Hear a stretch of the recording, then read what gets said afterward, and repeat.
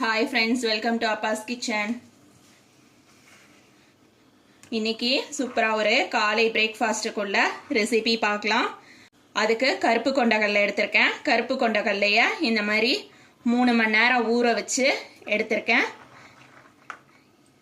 இதை தண்ணியை வடிச்சிட்டு ஒரு மிக்ஸி ஜார்ல சேர்த்துக்கலாம். மிக்ஸி ஜார்ல கொண்டக்கடலை சேர்த்ததுக்கு அப்புறம் லைட்டா தண்ணி தெளிச்சு நம்ம அரைக்கணும். தண்ணி தெளிச்சு அரைக்கிறதுக்கு நம்ம ஊற வச்ச கொண்டக்கடலை தண்ணியை சேர்த்துக்கலாம். கொண்டக்கடலை இந்த மாதிரி கொரகொரப்பா அரைச்சிட்டு இது கூடவே உளுந்தும் வெந்தயமும் 2 மணி நேரம் ஊற வச்சத தண்ணியை வடிச்சிட்டு நம்ம அந்த கொண்டக்கடலையில சேர்த்துக்கலாம். உளுந்து வெந்தயம் ஊற வச்ச தண்ணியை வேஸ்ட் பண்ணிட வேணாம். அந்த தண்ணியை தான் நம்ம தெளிச்சு மாவு அரைக்க போறோம்.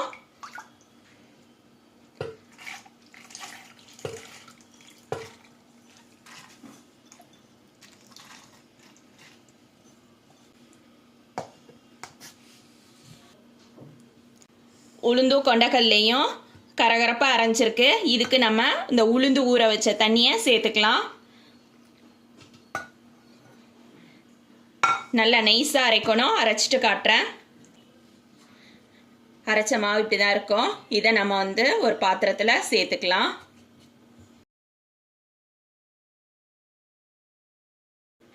நான் இங்க பச்சரிசியும் இட்லி அரிசியும் கழுவிட்டு நல்லா ஊற வச்சிருக்கேன். 2 மணி நேரம் ஊறினது. இதை நம்ம உளுந்து அரைச்ச அதே மிக்ஸி ஜார்ல சேர்த்துக்கலாம். உளுந்து ஊற வச்ச தண்ணி இருக்கு, அதை சேர்த்துக்கிறேன். நான் அரிசியை நல்லா நைஸா அரைச்சிட்டு வரேன். பச்சரிசி நல்லா நைஸா அரைச்சாச்சு. நம்ம அரைச்சி வச்சிருக்க உளுந்து கொண்டக்கடலை மாவுல சேர்த்துக்கலாம்.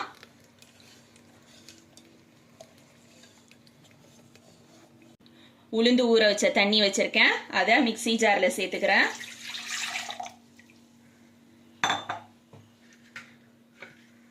மிக்ஸி ஜாரை நல்லா கழுவிட்டு நம்ம அரைச்சி வச்சிருக்க இந்த கொண்டக்கடலை தோசை மாவுல சேர்த்துடலாம்.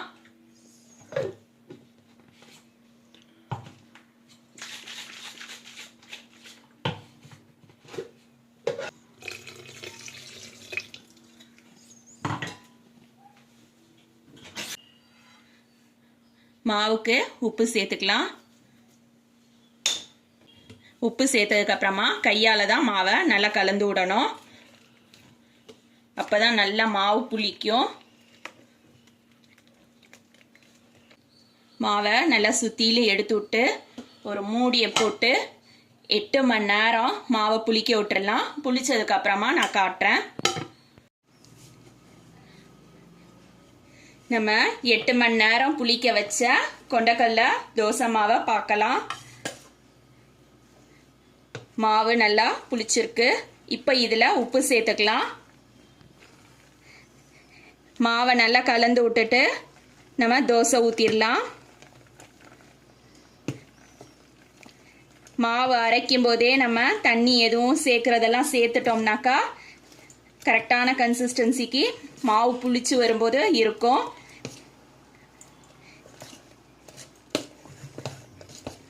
மாவு புளிக்க முன்னாடியே தண்ணி சேர்க்கறத நம்ம சேர்த்துறணும்.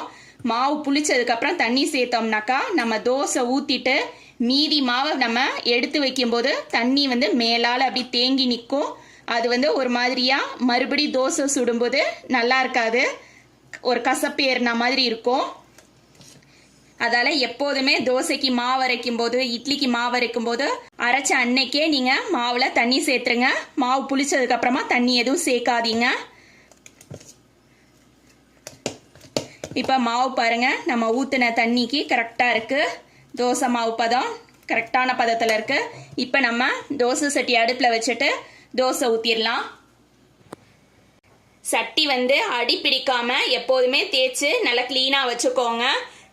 சாதாரணமா நிறைய பேர் வீட்டில் தோசை சட்டியில கருப்பு இந்த அளவுக்கு படிஞ்சு போயிருக்கும். அந்த மாதிரி படிஞ்சதுல நம்ம தோசை ஊத்தி ஊத்தி சாப்பிடும்போது நமக்கு குடல் கேன்சர் வந்துடும். அந்த மாதிரி வராமல் இருக்கிறதுக்கு சட்டியை கிளீனாக வச்சுக்கோங்க. தோசை ஊற்றினதுக்கு அப்புறமா சட்டியை நல்லா தேய்ச்சி கழுவிட்டு மறுபடி நம்ம என்னைக்கு தோசை ஊற்ற போகிறோமோ ஊற்ற போகிறதுக்கு ஒரு 10 நிமிஷத்துக்கு முன்னாடி கல்லை கழுவிட்டு அதில் கொஞ்சமாக எண்ணெய் சேர்த்து எண்ணெயை நல்லா தடவி வச்சிருங்க. ஒரு 10 நிமிஷம் அந்த சட்டியில் எண்ணெய் ஊறுனுச்சுன்னா நம்ம தோசை ஊற்றுனாக்கா நல்லா அழகாக எடுக்க வரும். சப்போஸ் தோசை சட்டி கழுவுனதில் நீங்கள் எண்ணெய் தேக்க மறந்துட்டீங்க அப்படின்னா இந்த மாதிரி கொஞ்சமாக எண்ணெய் ஊற்றிடுங்க. சட்டி சூடான சட்டியில் தான் எண்ணெய் ஊற்றிருக்கேன். இந்த மாதிரி ஏதாவது ஒரு வீட்டில் உள்ள பழைய துணி எடுத்துக்கோங்க. துணி எடுத்துட்டு நல்லா அந்த மாதிரி தோசை சட்டி ஃபுல்லாக தேய்க்கணும்.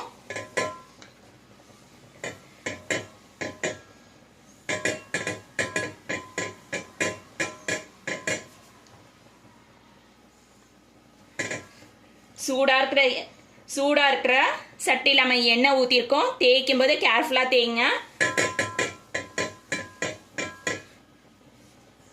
இப்போ நல்லா சட்டி சூடு வந்துருச்சு. நம்ம தோசை மாவு ஊற்றிக்கலாம்.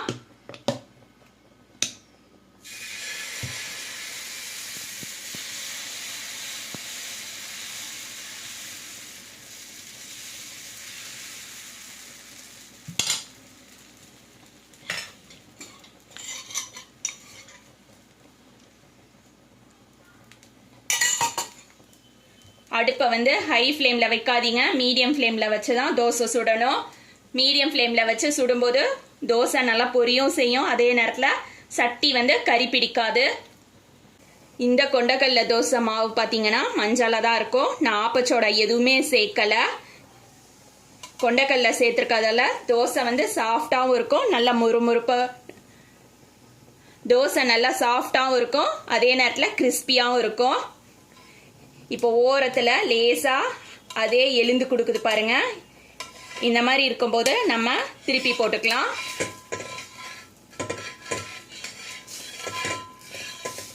ஒரு சில பேர் தோசையை திருப்பி போடாமல் இதை அப்படியே எடுத்து மடக்குவாங்க. அப்படியே எடுத்து மடக்கும் போது இந்த நடுவில் உள்ள மாவு வந்து தோசையில் அப்படியே இருக்கும். அதே திருப்பி போட்டோம்னா நல்ல கிறிஸ்பியாக மாறிடும்.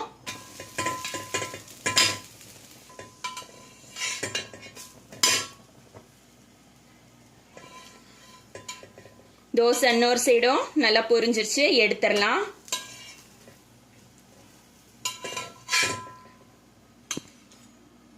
கருப்பு கொண்டக்கடலை பசங்களுக்கு ரொம்ப நல்லது. அதுவும் வளர்ற பசங்களுக்கு கருப்பு கொண்டக்கடலை வாரத்தில் ஒரு நாளாவது சேர்த்துக்கோங்க. புரோட்டீன் நிறைய உள்ளது. இந்த கொண்டக்கடலை தோசைக்கு இஞ்சி புளி சட்னி ரொம்ப காம்பினேஷன் சூப்பராக இருக்கும். இதே மாதிரி நீங்களும் உங்கள் வீட்டில் செஞ்சு பாருங்கள். தேங்க்ஸ் ஃபார் வாட்சிங்.